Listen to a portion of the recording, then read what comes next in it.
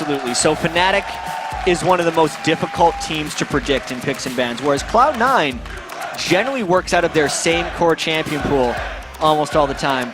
USA chance coming through. I'm wondering what the bans are going to be here, because Cloud9, here's the thing, if they get Zyra and Ashe through back to Cloud9, I feel like they're going to pick them with their 2 first picks on the red side, but that means that effectively Cloud9 has to leave something up for Fnatic that is worth Fnatic picking over Zyra.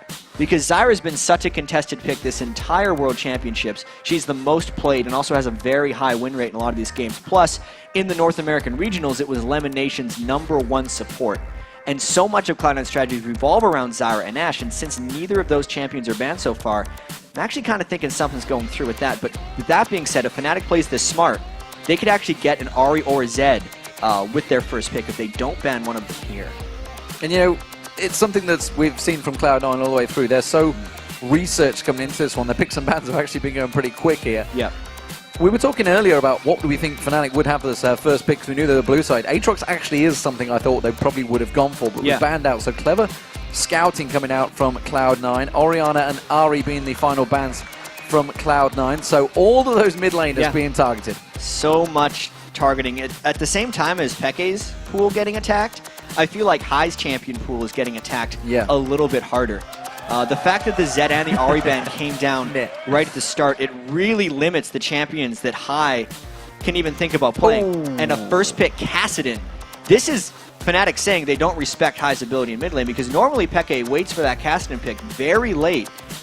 Oftentimes the European metagame later on in the season started evolving to last picking your mid, but Fnatic just going right away with Kassadin, who they've won so many games with, and saying there's enough mids banned that they're not fearing anything from Cloud9. Kassadin had become a standard ban in Europe throughout the summer, because you got Alexic, which we've already seen. We've seen Peke on it. Bjergsen, who is right behind me. There's so many champions in that mid lane that are so strong on Kassadin, so I'm no surprise that. It's definitely slowed things down. What do we think, though? Do we think we're going to see the Zyra-Ashe combo?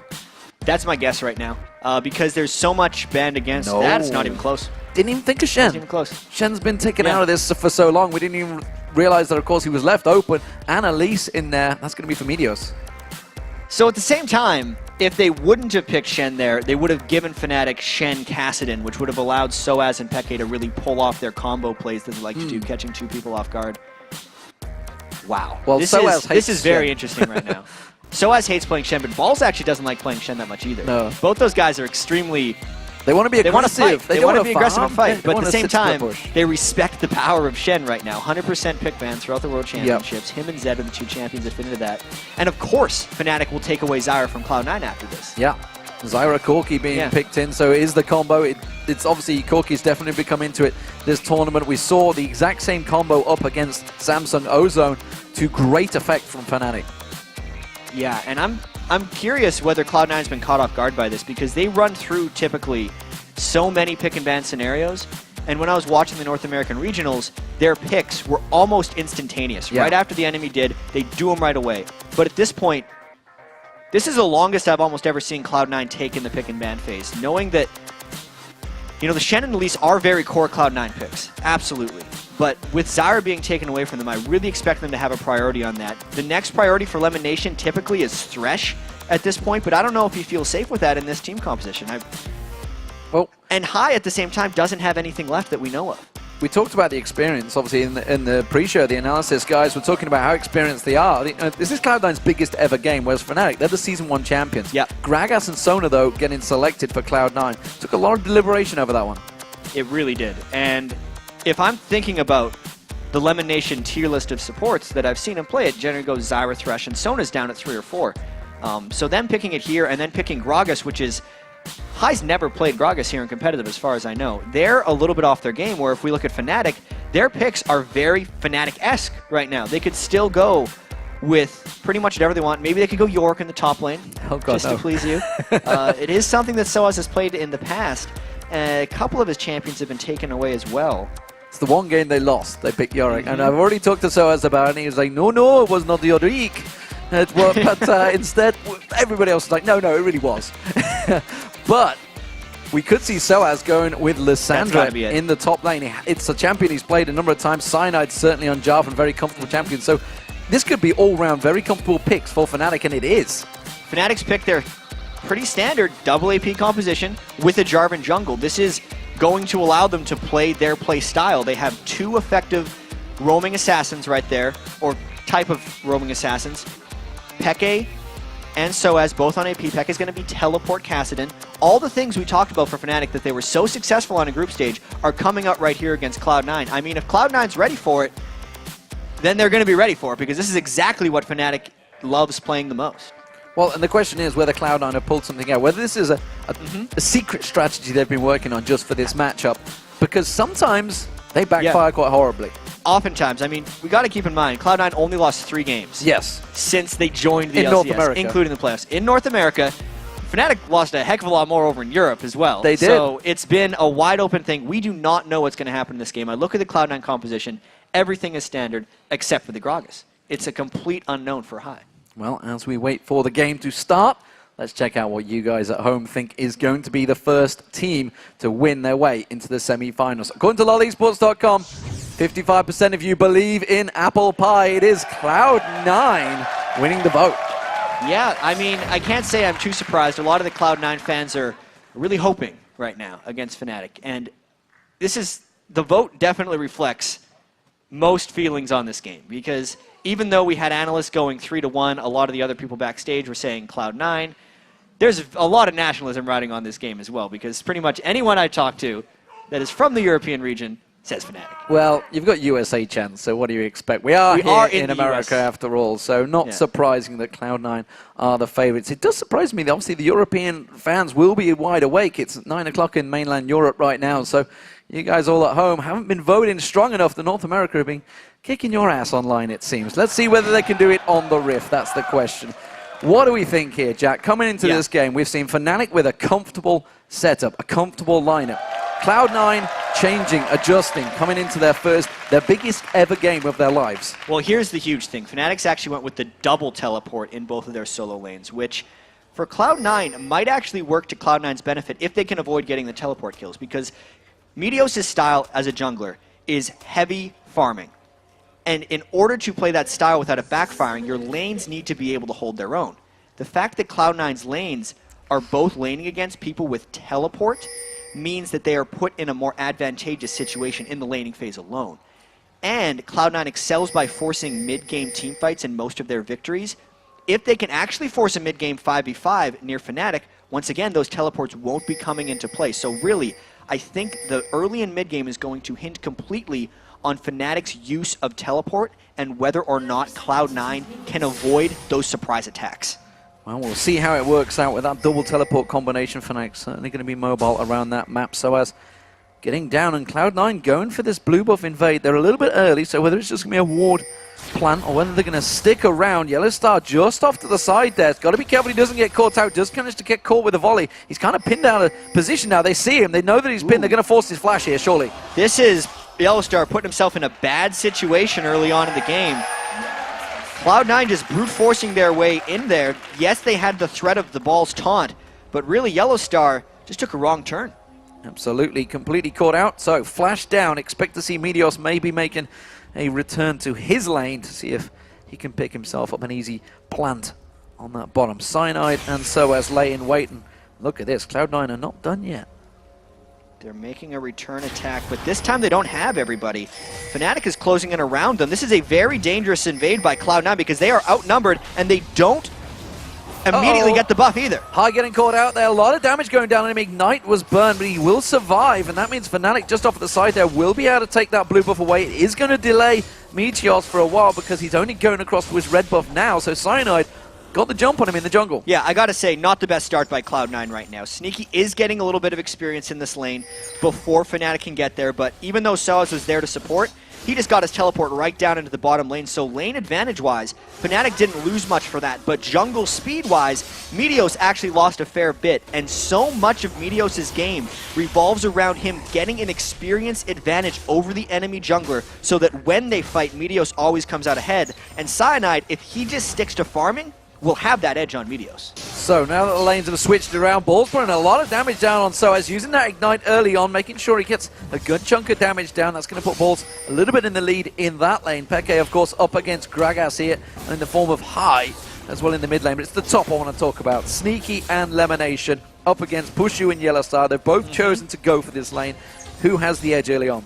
Early on, I think the edge goes to Sneaky. He can outrange Pushu with those volleys. Not to mention, since Sneaky was in the lane first, he will have the level advantage until he goes back to base or until a gank comes into that lane. Cloud9 will look to stay pushed up in this lane. And this actually is a point of danger for Cloud9, because all throughout the LCS, I'd say the lane that died the most for them was Sneaky and Lemon Nation, especially when they're on Ashe, because they love to push up. And generally, Lemon Nation does not pink ward very frequently, so they're almost drawing attention to themselves to get killed or to draw pressure up there. And knowing that Fnatic is with a double teleport and knowing they love to go and make plays like that, I see that as a large vulnerability right now for Cloud9 in that lane. Well, we did see High going back very early on here. You can see he's obviously fell behind in that CS because he did that, because he wanted to get that ward placement just down there, along with that Fairy Charm he picked up. So missing out a bit just to make sure that ward, it's a very important ward for him. He doesn't want to get ganked by Cyanide. And I think this is the mismatch in this matchup between High and Xpeke. Knowing that Xpeke would just first pick a Kassadin into anything High has to offer, High pulling out the Gragas, but then having to burn his flash at level 1 is not beneficial. Aggression coming out in the top lane. Yellowstar trying to get those grasping roots down. Not working out for him. No flashes were burnt from Cloud9. They've still got all those summoners, and it does mean that Cyanide effectively in that top, maybe wasting his time. He's sticking around still. That's the moment where Meteos is just going to immediately go to trying to steal away Cyanide's experience in the jungle. A failed gank in the top lane. Cyanide was not creative with that.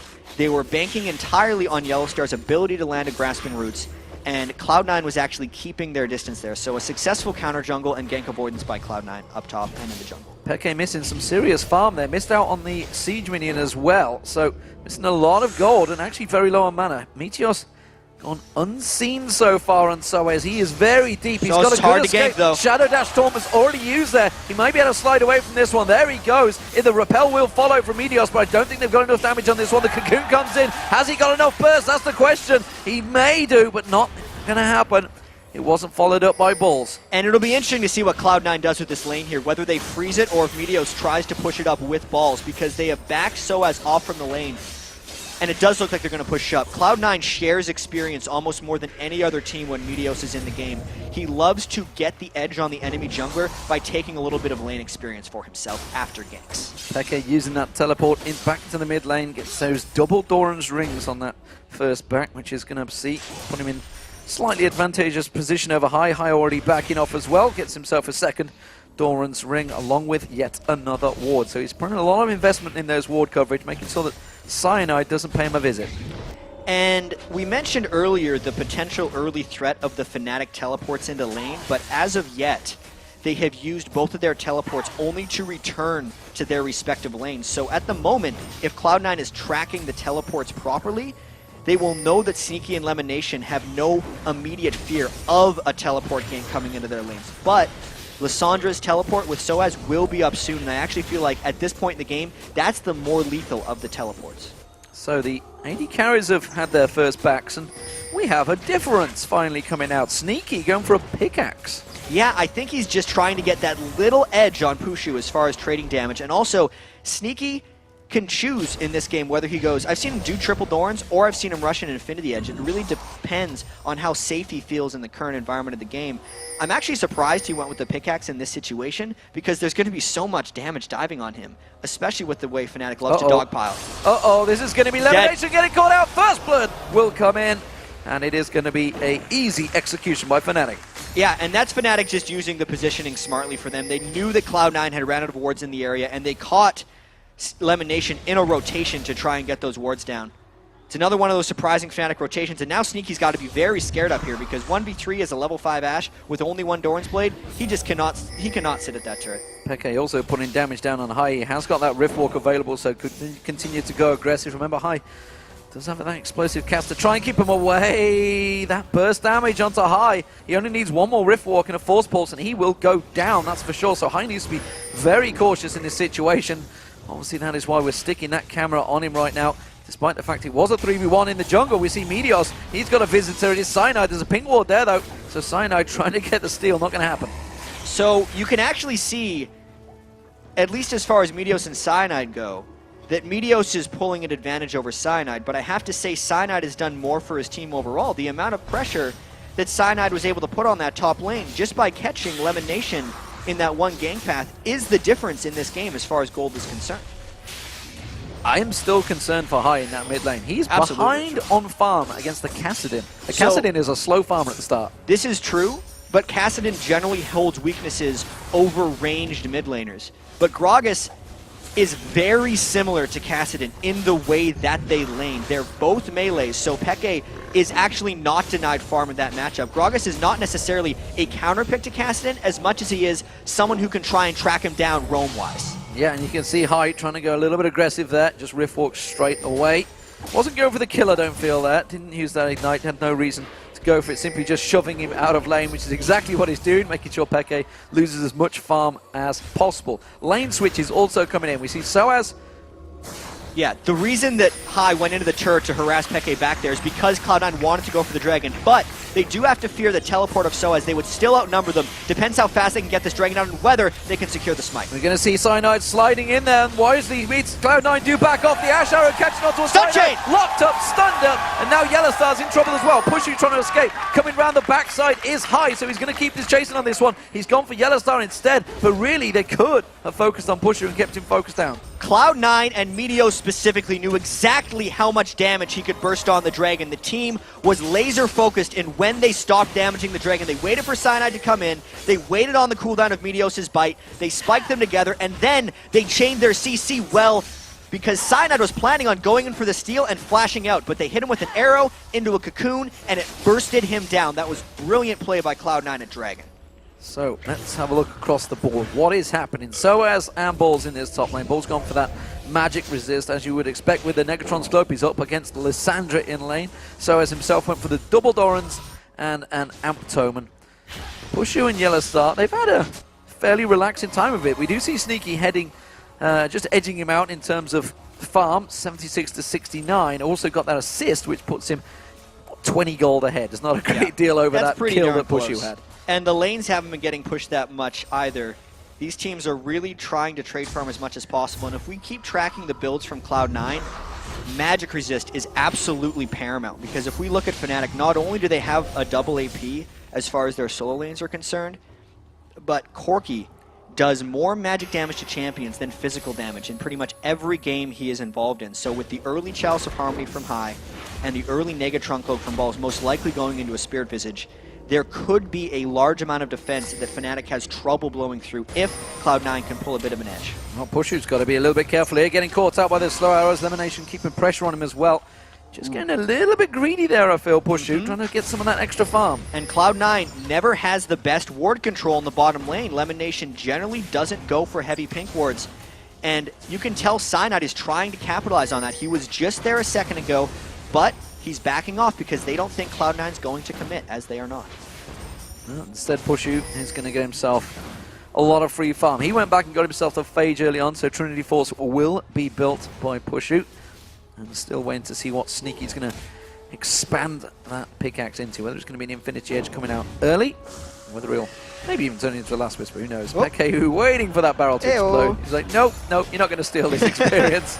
I will take the gold. So delicate process between these two, and you can tell how nervous this game is between them. It's just a 1,000 gold difference right now. Both got a killer piece, and still everybody playing really cautiously. Absolutely, and I feel like when people were trying to predict these matchups, the High versus Peke matchup was the most important. People were thinking Peke was going to stomp all over High.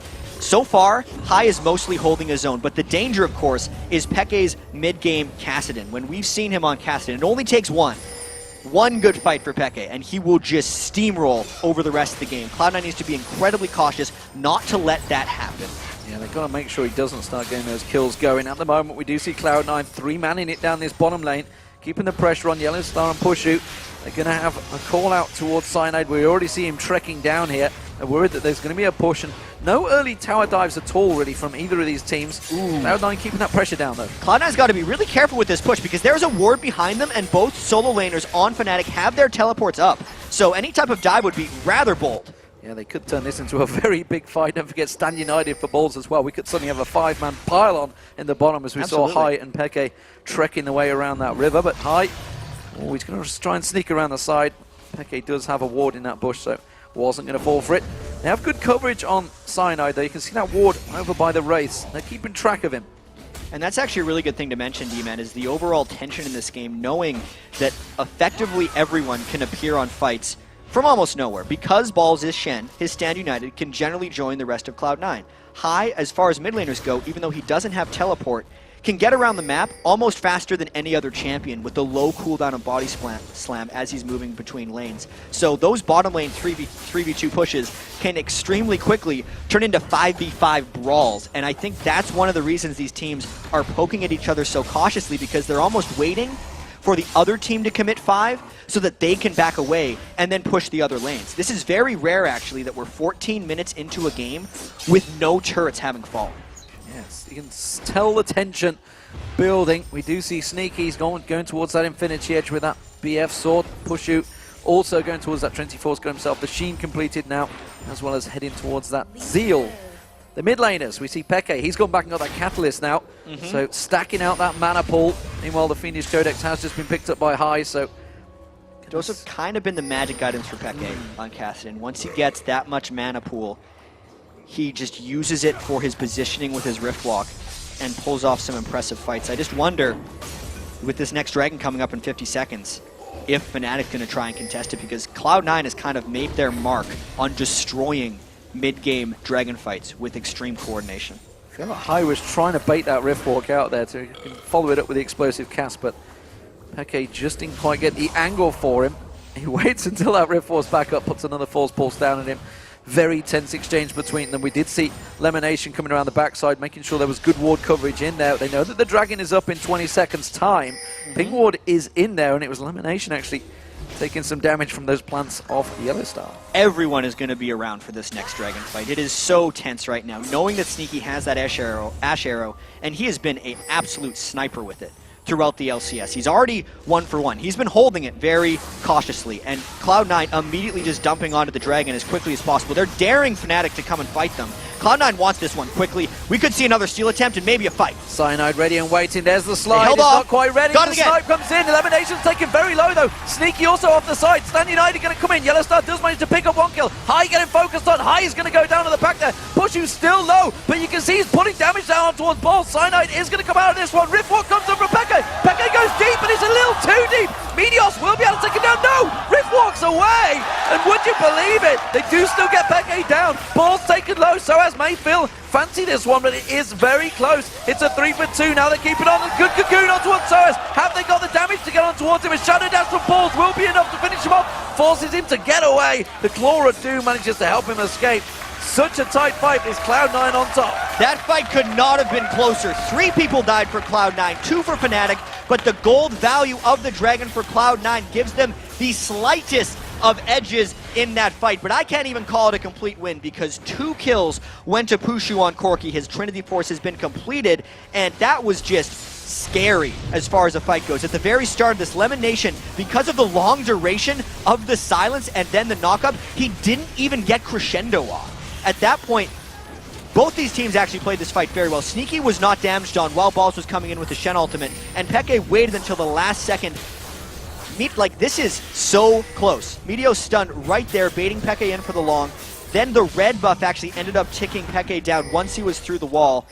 Everything in this fight was extremely back and forth. All at the end, Meteos nearly finished off Soas as well if it wasn't for the last second of his Lissandra E cooldown. This is the game living up to the hype to me right now. This is indeed 4-3, and off the back of that fight, a lot of items were completed as well. So as you can see, he's got that Abyssal Scepter. We do just see Source Boots coming out from Peke, so again, keeping that mobility going. Hasn't completed any other items. Trinity Force for Pushu. Infinity Edge not quite ready for Sneaky, but you can see it's pretty much done and dusted. And actually, Cloud9 have switched their lanes around. We see Sneaky and Lemonation now in this mid lane. Meteor's just waiting in the wings, and it does look like a rotation from Fnatic here. You can see Pushu and Yellowstar going up to mid. I think for the most part, Xpeke was actually becoming a bit of an issue for High. And Cloud9's general playstyle has actually been to have High become a bit of a split pusher in the mid-game, especially with Gragas, who can clear waves faster.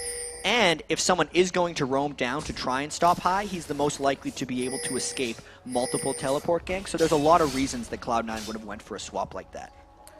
And how do we rate those kills? Because 2 of them went on to Meteors. That's not a bad thing, because Elise can do a lot of damage, but it was Pushu that picked up 2 kills for the AD carry. Yeah, it's not a bad thing, but it's not great. I think Cloud9 would have much rather had those kills onto High or Sneaky. They wanted the upfront damage right now. They might be just roaming around and trying to follow Peke's Kassadin, keeping him down as much as possible. This game is still incredibly close around the 18-minute mark, and the craziest thing, D-Man, is that the turrets still haven't fallen. There is so much inherent threat, I believe, from the teleports that Fnatic can bring, and the Shen ultimate that is now back up again because the Spirit Visage gives it such great cooldown reduction. And on top of everything else, Fnatic is scared of getting caught up by an Asher.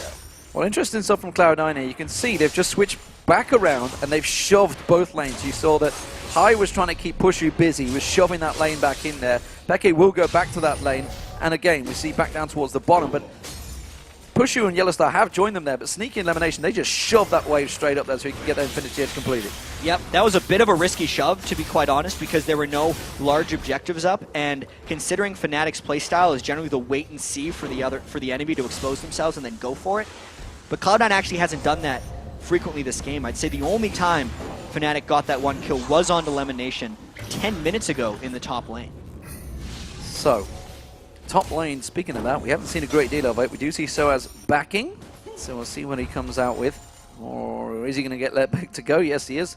Simply balls, he's just going to get that ward out there to get a little bit of coverage. Sneaky and Elimination back in this bottom lane. Infinity Edge now completed along with those Berserker Greaves, along with Source Boots though for Pushu with that Trinity Force. So we'll see whether these decide to bump heads as Sneaky shoves in. They're going to get a lot of damage on this turret before Pushu gets back here. Yeah, they have to fear the teleports as well, along with the wave clear of Pushu. And just to talk a bit about the item builds, both of these teams are really building in ways that I agree with heavily.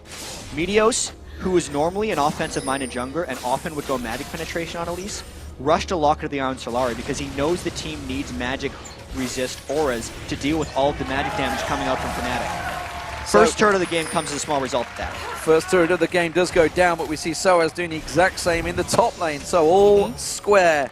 Dead once even. Again, still just slightest advantages. This middle turret, that's going to go down first. High is definitely going to get this one down before anyone can react to it. We see Peke coming in. Force Ball's not going to pick up that gold. He's going to have to back off from this one. He's not going to be able to get that wave. He's trying to get that Force Balls back up. They might go aggressive here. Cynode's going to get caught out. Arrow comes through, catches on Peke. They didn't focus targeting though. The barrel has been used already. The Ignite is available from High. He's going to go aggressive. Is he going to have enough? No, he's not. Just down the side though, we see Yellowstar going down. It was Sneaky that managed to pick up the kill. And Cloud9 just stacked so much crowd control that the highly mobile Fnatic was caught effectively in place. Yellowstar tried to defend, and this could be a continued push here for Cloud9. Soaz does have teleport, and Fnatic has one back to the base. Balls could also join to create a 5-man squad for Cloud9 if they so choose. A fast-paced turn of aggression from Cloud9. They had the read of Fnatic there. Seemed to work out very well from them. Peke was just completely caught off the side. Cloud9 immediately reacting on simply taking that bottom turret, rotating around and just shoving Fnatic down in that mid lane. High was ready and waiting to go, but the Dragon has spawned and they're all ready for it. Yeah, I gotta say, this game is an absolute pleasure to watch, and right now Fnatic has an edge in this Dragon fight because they have the ultimates, whereas Cloud9 used them for the turret and the 1 kill. Even High's ultimate is not up, but Cloud9 doesn't care! Pushu gets focused on, he has to get away. He's actually tanking up the Dragon. Soaz hasn't used that ultimate yet. He's gonna lock down Lemonation. Lemonation with no mana at all, but look at this. Round the backside, Pushu getting locked in, forced to flash away. We can see Meteos continue to chase on through. He may be the death of him. Yes, he will. Soaz in the meantime, he comes around. He is going to get one down, but look at that. Sneaky once again gets the kill, this time on Peke. Soaz, though, comes in. He takes down High in the mid. Lemonation getting taken low, gets dunked on by Cyanide. Yellowstar off the back. Soaz goes down. Lemonation goes down. It's a 2 for 2. The arrow on towards Yellowstar. He's so low on hit points. He's going to get locked up. It will be another. It's a double Cyanide now. He's in trouble. He's not going to be able to escape this one, surely. The slow arrow from Sneaky does catch him down. Hawkshot's going to give his vision away. Balls is ready and waiting to chase, but it's not going to be. It's a 3 for 3. Wow. What a fight. These fights Dragon didn't even go down. Absolute chaos. No, because Cloud9 engaged before a possible Smite War could even happen. Sneaky wasn't even in range at the start of that fight. Cloud9 started that fight without having their big cooldowns up. And now they're trying to finish Dragon on top of a pink ward. How quickly can Peke and the rest of Fnatic get there to push them off of this Dragon? Teleport coming in. It is going to be Soaz that joins it, and they forced the back away from that one already. But the rest of Cloud9 never ends. They're getting close. It's going to be all for this Dragon once again. Well, let's wait on the cooldowns once again. High's explosive cask is up. This time, Lemon Nation has Crescendo. We look across to Fnatic. The only ultimates they're missing are Lysandre's and Jarvan's. Look out, Lemon Nation. Lemon Nation getting caught out there. Has to use the Crescendo. It's not going to be enough. High getting locked up now. The Dragon will go down, but that's going to be High going down in the background. They could collapse on towards Cloud9 here. You can see just off the top of the screen, you see Peke moving around. Pushu is there as well, just off the side. They're not going to collapse. Cloud9 is safe. It was a 2 kills for one Dragon. That was absolute split decision by Cloud9, and we very rarely see that against them. That is the chaos that Fnatic creates as a team, and they're waiting in the right brush, catching ball. Ball's getting locked up. Stranglethorns comes out. He's already used that Shadow Dash. Meteor's doing what he can, but he may get locked up as well. The whole of Fnatic coming on towards him. He does get away. Soaz is going to follow it through. Poshu comes in. He gets the kill. It's a 4-0-4 Corki. And that is the legendary Fnatic rotations that we talk about. Cloud9 thought they could take a shortcut to defending their middle turret, thinking Fnatic had pulled off after getting 2 kills and taken it at that. But that is not the way Fnatic thinks. They get you when you least expect it, and that gets them 2 kills as well as the turret, and effectively evens this game once again. So, look at the gold. Just 500 between the teams. Didn't get much closer. 25 minutes almost gone, and as you mentioned, Jack, this game almost certainly living up to the hype. North America's #1 versus Europe's #1. And it is going to be a battle for the ages, I feel, because neither team wants to edge up on this one. Let's take stock of the situation, because Pushu came out quite big after that fight. Yeah, Pushu is going to be shredding some people right now, finishing his Bloodthirster and effectively pulling ahead of Sneaky in items. I do believe that Trinity Force and Bloodthirster is a greater item threshold than N.A.U.G and Static Shiv right now, but mainly we need to focus on Peke and Soaz, because that is the chase machine of Fnatic. That is the thing that really makes them tick. Pushu will be there for the cleanup, as usual, and his score will continue to rise if Fnatic is to win this game. But what really matters is Peke's Kassadin and Soaz's Lysandre. If they can close through and stop Sneaky, which as an immobile carry in Ashe is very possible, it could be lights out for Cloud9. I mean, Fnatic has made it through the laning phase for Kassadin, even though that was expected since he was matched up against Gragas. We've seen this story before. Oh, look at this maneuvering coming out. Cloud9 was stacking up for the top of Fnatic, who quickly rotated around. They want to shove straight for the inner turret. And Cloud9 is actually going to take part of this trade. There's a bit of indecision coming from them again. Fnatic might wait in the brush here. They're at the very least getting 1 turret, maybe more. Cloud9 splitting up once again. This is not a pace race they want for sure from Fnatic. They're not done here because they still see 2 members backing off the top lane. They could go straight for the inhibitor turret. They will. They're going to go right for this. There's still an Ashe and a Sona in the lane. They just got back to base. The turret goes down. Now Cloud9 engages. They go for Peke, and he's not really the right target because the Stranglethorns is going to bounce Meteors up. That's going to be High going down. Massive kill for Fnatic here. See, Sneaky, he's going to get dropped as well. Crescendo simply saves their lives. It takes Cyanide down, but 4 members of Fnatic are still alive in the base, and 3 members of Cloud9 are already dead. Cloud9 was so indecisive in that, and Fnatic was not. They engaged before Lemon Nation and Sneaky had arrived in that fight, and the comboing of Fnatic wrecked Cloud9. Simple position in there from Fnatic. Fantastic stuff. Seemed to work out well for them. It's edged them ahead in the goal, but let's not get carried away. It's only 1,000 difference. Let's check this. Yeah, the big thing here is High's ultimate did not disperse Fnatic the way they wanted to. At the start of this fight, they wanted the Gragas barrel to disengage so Sneaky could catch up, but by the time Sneaky arrived, half the team was already dead. Peke was completely in chase mode, so was Soaz, and they were able to just chase down, finish off the people, and get the inhibitor. And we talked about the crowd control link that Cloud9 did on Cyanide there. Check that. That was a grasping route into a Stranglethorn, into Soaz's ultimate. High and Meteos just could not do anything about that fight. No, despite Meteos having defense, and this is just Fnatic having control of the map. Peke is actually stacking up his Riftwalk. The next time someone comes through, he's going to get a face full of Cassidy. We want to get that force balls higher, and I think it's Lemonation that they're looking for. Peke, though, they're going to look closing on towards Meteos. He's going to get locked up. He was doing so well at the start, but it seems that the Fnatic machine, where are you going to go? Is it going to be enough? Stand United is going to come out. They're going to back away from this one. High goes aggressive on towards Soaz. Has he got the damage? The explosive cast comes out. Oh, force balls. He's got too deep. Peke may cut himself out here. Cyanide slides in. Peke. Rift walks away, and Cloud9 and Fnatic exchange blows, but nobody goes down. Cloud9 really needed to pick up some kills there because that was catching Fnatic out of position and landing an Ash Arrow square into the face of Xpeke. But even though it's only a 1,000 lead, Fnatic is up more than that. Just based on the way these fights are happening, based on the ward control they have acquired, and considering that there is an inhibitor down for Cloud9. Cloud9 is on the absolute defensive right now. And from what we've seen, Fnatic loves being ahead in these games. Knowing they have the double teleport to completely contain the position of Cloud9 means this lead is a lot more than 1,000 gold. And let's not forget, Peke likes the back door. They can't leave anything open. We see him down the bottom. He's going to shove down this bottom lane turret. I don't think Cloud9 are going to do anything to defend against this one. 14-8 the kills, 4-3 turrets. That's going to swing to 5-3 in just a moment as Peke keeps on pushing that bottom lane. Dragon will be up in 30 seconds.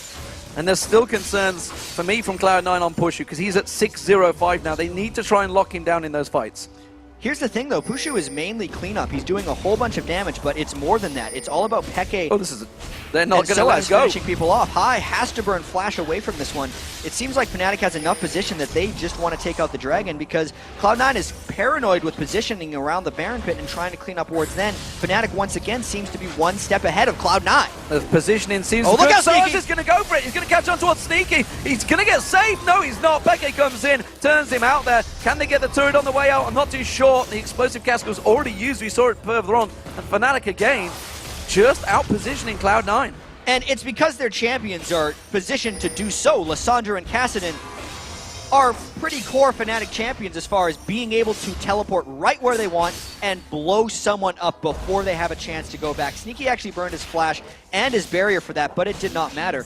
And this is the fear for Cloud9 when they were against this composition, is if Peke and Soaz would get to go where they want, there's not a real way of Sneaky dealing with that. Sneaky's still trying to build up armor penetration right now, but he's just dying. Yeah, that last Whisper is getting there slowly but surely. Meanwhile, Banshee's Veil has been completed by Pushu, so he's got a little bit defensive on his third item. We'll see how that works out. Obviously, worried about those arrows potentially coming out from Sneaky. They've certainly been on point. The question is, can the damage now follow up after it? Fnatic have effectively stacked out a lot of damage items. Seraph Embrace just completed by Peke. Rabnar's Death Cap was picked up by Hyde, so he is potential to blow someone up. The question is, can he get that free time on them? Yeah, it would have to be a pretty key combo right now, and knowing that there's actually a bit of magic resist on Fnatic as well, it becomes much more difficult. Wow. Peke's split pushing with teleport as well, and like, there's not a good way right now for Cloud9 to regain position over this Baron buff, just knowing the absolute mobility that Fnatic has right now. Cloud9 did have it for a second, but then Fnatic has caught them in 3v4s, 5v3s, 2v4s, too many times now. And it effectively means that even the 5v5, if Fnatic is down 2 combat spells because they have double teleport, it might not be enough for Cloud9. Let's see how much damage Peke can put down. Not a great deal on balls right now. It seems he's just managed to lifesteal a lot of that back. Soaz, though, he's got that Zhonya's Hourglass completed, and I fear that may well spell a certain die for Fnatic. They're not going to be too afraid to go straight in on Cloud9 the next time they meet. And you can see it's actually Cyanide being so aggressive around that red buff area. He's been looking for a fight around there for some time. Yeah, Fnatic is really just waiting to find their next big opportunity, and I think it's going to come fairly shortly. Cloud9 continues to come in to their jungle and attempt to regain vision control. That is just giving Fnatic multiple opportunities to try and pounce. Peke's now roamed back around to the mid lane. He might be coming in around behind Cloud9. At the very least, Cloud9 is going to have to either give up this outer turret or stand and fight. Well, let's not forget that inhibitor is completely exposed. There's minions on it right now, and Cloud9 realize they're going to have to try and defend this one. They have come around. There's only a couple of hits left on it from Pushu.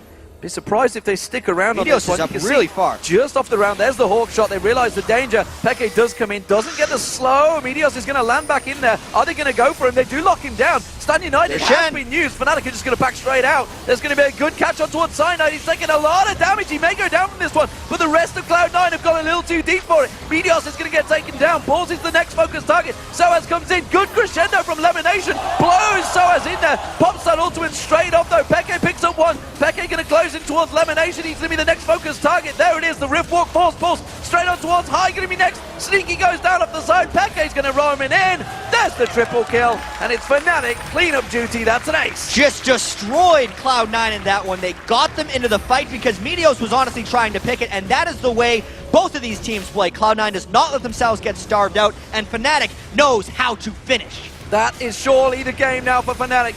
Game 1 of the quarterfinals as the Season 3 World Championships will go to Europe's Fnatic. They have struck first blood on North America's Cloud9. This is still a very tight battle, I feel, though, because that game went close for 25 minutes. Yeah, even though this one ended in 33 minutes, it was not because it was one-sided by any means. Cloud9 was going blow for blow with Fnatic for the majority of this game, but in the end, it was those unconventional, almost annoying looking rotations that Fnatic always is able to pull off. They caught Cloud9